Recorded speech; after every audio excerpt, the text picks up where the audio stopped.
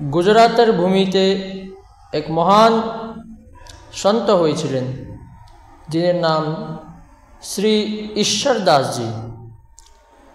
তো তিনিকে গুজরাতির মানুষগুলো আজকে পর্যন্ত একটা বহুত ফেমাস লাইনে বলেন, পরমেশ্বর ঈশ্বর ঈশ্বর সো পরমেশ্বর। তিনি এমন সামর্থ্যতা ছিল, তিনির ভিতরে স্বয়ং পরমাত্মার মতো লাগতো। তো তিনি চারান জাতির মধ্যে ছিলেন। তো চারান জাতি কি করতেন, বেশিরভাগ মানুষরা ওখানে রাজার কাছে গিয়ে তারা যে যুদ্ধ করতো, রাজার জয়গান করত। কিন্তু ঈশ্বর দাসজি কোনোদিন এদিকে যাননি, টাকার লালচে এগুলো লোভ ছিল না তিনির ভিতরে। তো তিনি বলতেন যে আমি স্বয়ং দ্বারকার মধ্যে আছি, দ্বারকার মধ্যে রাজা স্বয়ং কৃষ্ণ দ্বারকাধীশ রূপে আছে, তিনি থেকে বড় রাজা আর কে। তো আমি স্বয়ং দ্বারকাধীশের চরণে আমি গান টান করব, তার জয়গান করব। কেন এই একটু সময়ের জন্য যে রাজাগুলো আছে তারা সামনে কি কেন আমি করব, এগুলো গুণগান করব। তো তিনির জীবনটা এরকম ছিল, তিনি কোনো দিকে যাইতেন না, খালি ভজনে লেগে থাকতেন। আর তিনি একটা জিনিস সবসময় করতেন হলো সেবা, সবসময় সেবা, সন্ত সেবা, ঠাকুর সেবা, গৌ সেবা। তো কিন্তু তিনির কিচ্ছু নাই, ইনকাম টাকা কামানোর জন্য কিচ্ছু নাই।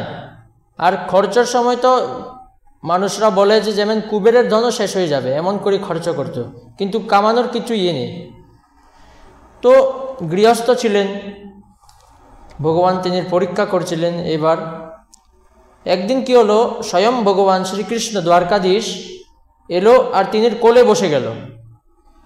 কোলে বসে হাতটা গালের মধ্যে দিয়ে বলল যে তুমি আমাকে অনেক সেবা দিয়েছো, আমি তোমার সঙ্গে অনেক প্রসন্ন, তুমি বলো তুমি কি চাও। তো তিনি বলতেন আমার কিচ্ছু লাগে না, যেমন তুমি আমাকে কৃপা করো এরকমই কৃপা করতে থাকো, খালি আর কিচ্ছু লাগবে না। তো ভগবান বলতেন না তোমার কিচ্ছু চাইতে হবে। তো এরকম কিছু চাইতেন না, বারবার ঠাকুর আসতে লাগলেন এরকম। তো একদিন কি হলো, ঈশ্বর দাসজি বললেন তুমি অনেক বেশি আসছো আমার কাছে, কিন্তু আমি তোমার থেকে কিছু চাই না। কেন? বরদে কো বহু থাকে সকাম ভক্তি জহফির।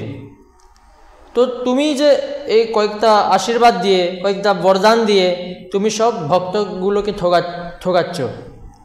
এখানে বলছে বর দে কে বহু ঠগায়, একটা বর দিয়ে তুমি ওকে চুপ করে, যেমন মা যখন বাচ্চাটা যখন হাল্লা চাল্লা করে একটা খেলনা দিয়ে চুপ করে বসে দেয়, ঠিক ওই রকম তুমিও একটা বরদান দিয়ে ভক্তরাকে এমনি একদিকে সংসারের দিকে মুখ হয়ে যায় বেশিরভাগ ভক্ত এরকম। তো ভগবান বললেন না না এরকম নয়, আমার দর্শন হলো অমোঘ, তো তোমার কিচ্ছু না কিচ্ছু চাইতেই হবে। তো ঈশ্বর দাসজি বললেন আচ্ছা তোমার থেকে আমি চাচ্ছি, তো আমি খালি এইটাই চাই যে তুমি আমার কাছে আর না এসে এরকম জিজ্ঞাসা করবে না যে তোমার কি চাই, তোমার কি লাগে, তোমার কি লাগে, এরকম জিজ্ঞাসা করবে না, আমি এটাই চাই। তো ভগবান তো আশ্চর্য পেলেন, তো এরকম নিষ্কামতা ভক্ত আমি কোনো দিকে দেখিনি। একদিকে তো অনেক গরিবী, খাওয়া দাওয়া কিছু যাচ্ছে না, টাকা নেই, ধন নেই, আর কিছু চাইছেও না, আর দৌড়াচ্ছেও না। তো ভগবান আবার বললেন তুমি চেয়ে নাও, তোমার অনেক গরিবী আছে, আমি তো বিভীষণকে রাজ্য দরবার দিয়েছি, সুদামাকে আমার নিজের সমান করে ফেলছি, তো তুমি কিছু চাও। তারপরে ঈশ্বর দাসজি বললেন তুমি হলো ভগবান, তোমাকে সবাই করে, ব্রহ্মা বিষ্ণু মহেশ সবাই তোমাকে স্তুতি করে, আর তুমি কি করো, তুমি আমার কোলে এসে বসে যাও। আমি যদি এখন তোমার থেকে কিছু চেয়ে নিই, তুমি কি আমাকে যে কৃপাটা অনেক দিন থেকে করছো ওই কৃপাটা কি করে থাকবে, সবসময় এই কৃপা থাকবে? তো ভগবান মন হয়ে গেল, তো আমি তো তোমাকে দিব, কিন্তু আমার একটু ছুটি চাই। তো বললো তোমাকে কোনো ছুটি টুটি দেওয়া হবে না, আমি তোমার থেকে কিছু চাই না। তো এরকম ছিলেন তিনি বিলক্ষণ সন্ত, নিষ্কামতা এরকম ছিলেন শ্রী ঈশ্বর দাসজি। একদিন কি হলো, ভগবানের পরীক্ষাটা আবার বেড়ে গেল। 3 দিন হয়ে গেছে, চুলাটা জ্বলল না বাড়িতে, খাওয়া দাওয়া কিচ্ছু নাই, বাচ্চারা কাঁদছিল। তো তিনি তো ভজন করলেন, তো তিনি বললেন যে আজকে অত হাল্লা চাল্লা কেন, আমি ভজন করতে পারেন না।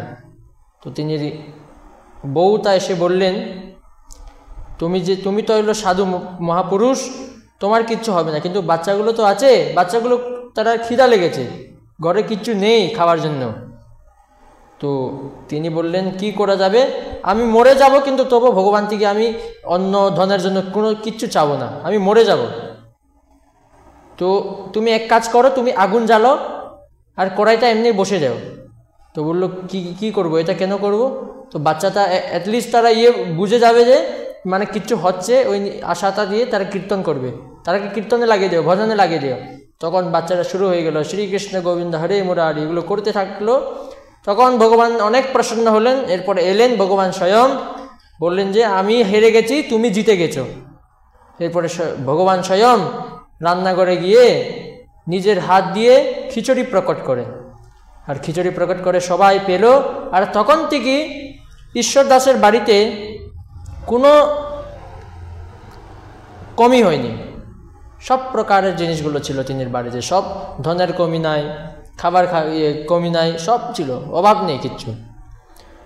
তো তখন থেকে কী করলেন, আমি আগেই বলেছিলাম যেমন তিনি খরচ করার কিছু ছিল না, আর যদি খরচ করে তখন যেমন কুবেরের ধন শেষ হয়ে যাবে এরকম তিনি খরচ করতেন। তো যখন অভাব পেল না তখন কি করলো, তখন থেকে গো সেবা সন্ত সেবা শুরু করে দিল, নানা রকমের অনুষ্ঠান প্রতিদিন তিনির বাড়িতে। আচ্ছা, আবার ভগবানের লীলা এরকম চলতে থাকলো। আর যখন শরীরের সময় পুরো হয়ে গেল কি হলো, একদিন কি করলেন, যখন শরীর পুরো হওয়ার সময় হয়ে গেছে, ভালো করে স্নান করলেন, স্নান করে সন্ধ্যা করে ধ্যান এগুলো করে তিনির একটা ঘোড়া ছিল, ওই ঘোড়ার মধ্যে বসলো। তো সবাই জিজ্ঞাসা করলে কোথায় যাবে, আপনি কোথায় যাচ্ছেন? তো বললো আমি বৈকুণ্ঠ চলে যাচ্ছি, আমি ভগবত ধামে চলে যাব। তো ঘোড়া থেকে বললো চল ভগবানের ধামে চল। তো এমন যে মানে বিলক্ষণ শক্তি ছিল তিনির কাছে যে ঘোড়া সহ তিনি সহজ শরীর বৈকুণ্ঠ ধামে ভগবত ধামে তিনি প্রবেশ করেন, এমন শক্তি ছিল। আর এটা বলার তাৎপর্য হলো, দেখেন আপনারা বুঝতে পারছেন, ঘোড়া হলো একটা পশু। আর এখানে বলার এই চেষ্টাটা হচ্ছে যে সাধু সন্তের কৃপার কারণে এমন কৃপার শক্তি আছে, ওই কৃপায় যেমন পশুগুলাও তারা মোক্ষ পাতে পারে। তো সন্ত হলো এরকম, সাধু সন্ত সংসার থেকে কিচ্ছু চায় না, আর সংসার যিনি বানিয়েছে তার থেকেও কিছু চান না সাধু সন্তরা।